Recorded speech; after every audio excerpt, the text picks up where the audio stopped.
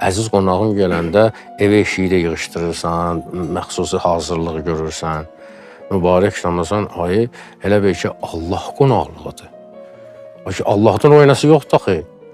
Allahın qonaqlığına ən azı gərək 2 ay qabaqcadan hazırlaşasan. Ən azı 2 ay qabaqcadan hazırlaşasan və Ramazan ayındakı o halı tutmaq üçün.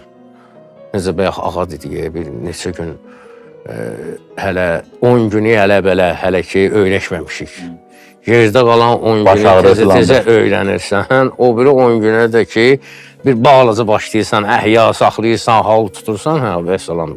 Amma bu 3 ayı eləyəndə orucu insanın ruhi həssas olur da, mütləq nəfsə gərək o etmə, qadağandır, olmaz sözünü deyəsən ki, o həssaslaşsın ruhun.